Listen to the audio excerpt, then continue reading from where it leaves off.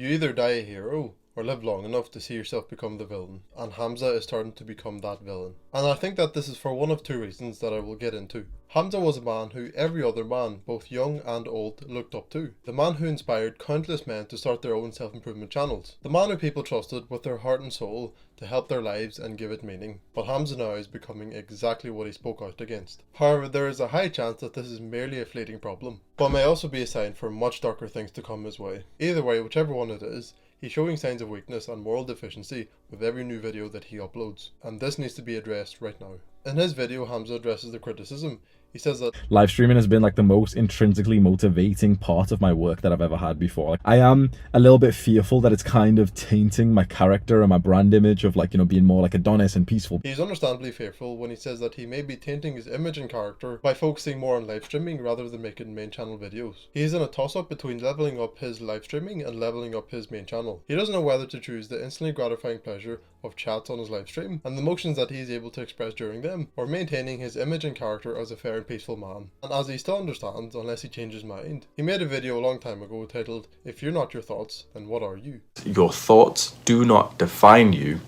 That it all changed, it all made sense. Of course your thoughts don't define you. What defines you is who you actually are. What are the core values that you stick to? And Hamza's core values have been very questionable recently. He made a video called Hamza vs Jeffrey, and in that video, all he did was make fun of someone who kept leaving hate comments.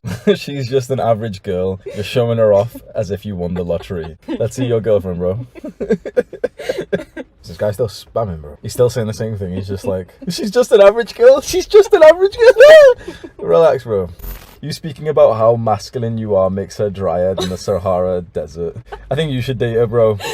You seem like the champion who knows about girls better than I do, bro. Aravind, what's your Discord, mate? So this guy keeps leaving fucking hateful comments in this stream so far, calling me cringe, saying that I'm drying her up and stuff. Okay, Aravind Nair, drop your Discord. We'll hop onto a Discord call with you right now and we'll see your flirting game. And we'll see if Abby is impressed, then you can have her number. You can take her from me, bro. If you can impress us with your flirting game, since you know so much better than I do, bro. He's the guy who goes to approach a girl, gets rejected, and he's like, oh, she's fat anyway.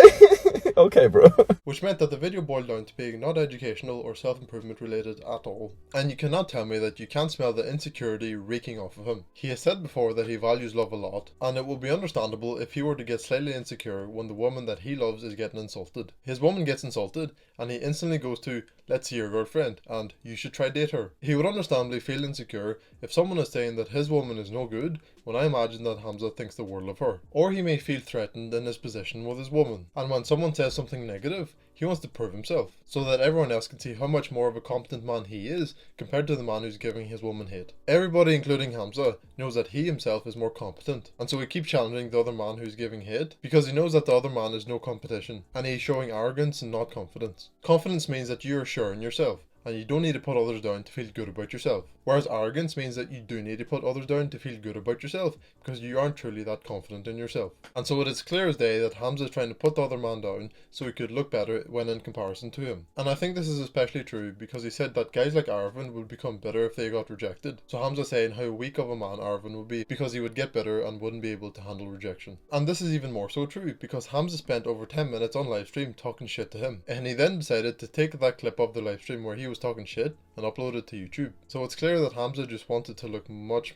better than Arvin. And I think this was to put Arvin down and to make Hamza himself look like the bigger man. And from the video, Hamza addresses the criticism.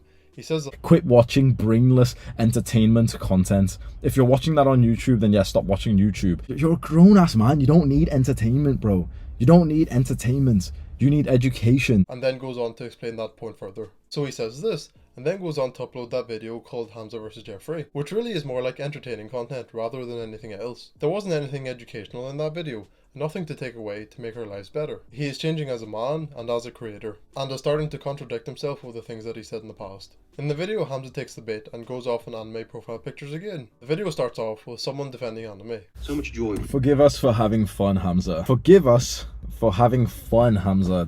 Let me fucking go on a rant here. Hang on, let me... The fact that he needs to go off on an emotional rant shows that he is pure emotional discipline. He's giving his time of day to pointless things like people watching anime. He knows that he could go off on a rant about anything on live stream, and most people in the stream will support him and back him on anything he says. Contrast someone wanting to watch anime to his response to Sneeko when Sneeko made fun of him, which I will also get into later. He then goes on to say, imagine like meeting a guy like this, going to shake his hand and he's got fucking cum on his hands. This is a very childish and obviously unlikely scenario, and is only saying this childish joke to make fun of him. And he knows he can get away with it, and his viewers will back him up, and then he goes on to preach facts. Oh, well, Hamza's not having any fun. Hamza's not having any fun because he doesn't watch anime or he doesn't play video games. Like the men who are your friends, the men who are around you, their mentality is that if you don't play video games and you don't watch anime, that you aren't having fun in your life. And I understand that he gets angry and aggressive on proving his points, because it means that he will get his point across better, especially to the people who are on the fence. But he has said before that he doesn't reply to hate comments on his YouTube videos because he would get too emotional. But now he is replying to hate in the form of live streams,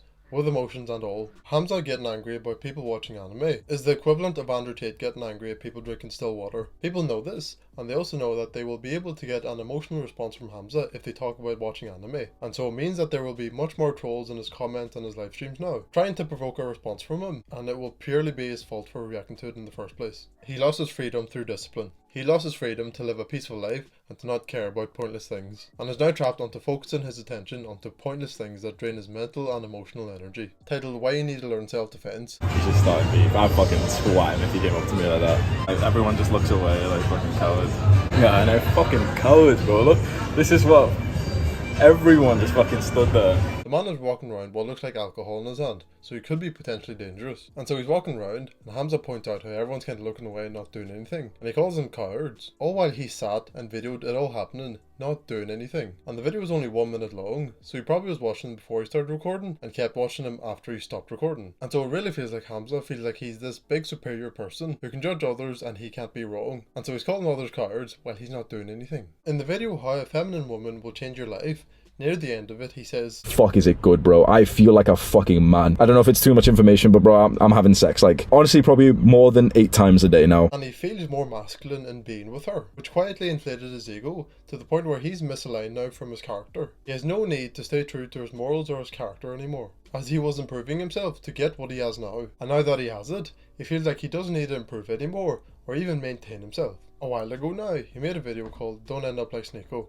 And in that video, he was the peaceful and fair man that he should be. And he said a lot of things that Sneeko was doing wrong, but that he now does himself. And now you're just sitting there reacting to other YouTubers, dishing out insults. Disgusting beliefs and personality. Holy fuck. I know this sounds horrible, but I never want to meet one of you guys. Like one of you fucking anime profile pictures, Aravind and stuff. Imagine like meeting a guy like this, going to shake his hand and he's got fucking cum on his hands. You've probably been reacting live to this video, acting like a proper Jeffrey, getting like insulting, getting loud and swearing. Do not allow these guys to fuck your future wife. Do not allow them to pull you back down to this bucket. These anime profile picture motherfuckers. Look at them still complaining. They're at the bottom of this bucket trying to pull you back. Anime's fine. Hamza's gone crazy. 1 hour of video game. Shut up. Look back down that bucket, bro. Punch him in the fucking nose, bro. Fucking anime profile pictures. They've always got a lot to say, don't they? Hamza's being offensive. Hamza's being too serious about it. Hamza's over doing self-improvement. He's saying to be productive all day, but I want to play video games at the end of the day. Like, shut up. But at the end of a fucking hard day of work, I want to play video games. Shut up. We are the average of the content that we consume. People are becoming more like you when they watch your content. I think you should take the responsibility to just keep in mind to always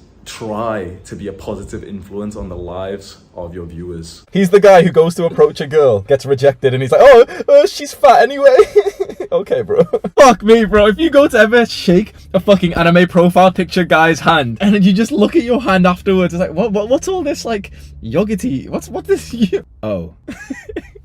Never, bro, if you know that a guy watches anime, never shake his hand, bro. Oh my god, imagine, I'd get pissed off, bro. Fucking anime guys, bro. But recently I found myself just not clicking on your content again, just thinking, oh, more drama, more obnoxiousness. Like, oh, well, Hamza's not having any fun. Hamza's not having any fun because he doesn't watch anime or he doesn't play video games. He tells Sneeko, have humility, to see your weaknesses and be able to improve on them instead of staying complacent. And Hamza needs to remember this himself. Be able to see what he has been doing wrong and notice that he has been misaligning from his character. A lot of what he says is communicated aggressively, so to provide an emotional response to those who disagree or are on the fence. For example, He says, why would you want something in moderation that is inherently bad for you? And he says this quite loud and aggressively, which is fair and understandable. But then he has the same tone and intensity when talking about stupid things like anime profile pictures. First potential downfall is that he might have achieved everything that he was aiming for. He has the success, money, status, sexual market value, and has recently got with a high value woman. And in his own metaphor of life being like a race for men, he very well might have completed that race in life. So it means that he has a sense of comfort and security with everything that he has achieved, which means that he wouldn't have to keep pushing himself to improve in all aspects of his life, or even stay true to his character. Or he might have been influenced by Sneeko, unknowingly submitting his character and quality of work from spending extended lengths of time with him. He recently made up with Sneeko again,